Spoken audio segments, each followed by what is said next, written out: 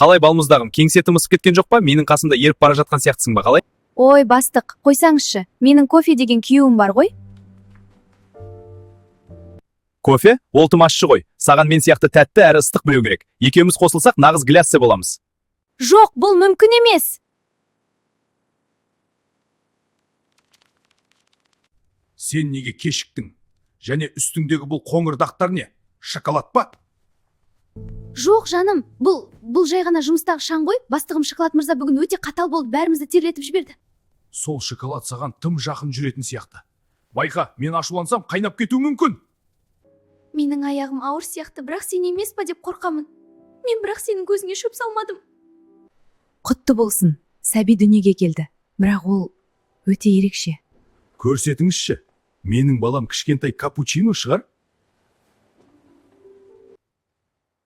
Бұл қалай? Мен ақшыл кофемен, әйелім ақ ваниль. Мынау неге калибот шоколады сияқты қап-қара?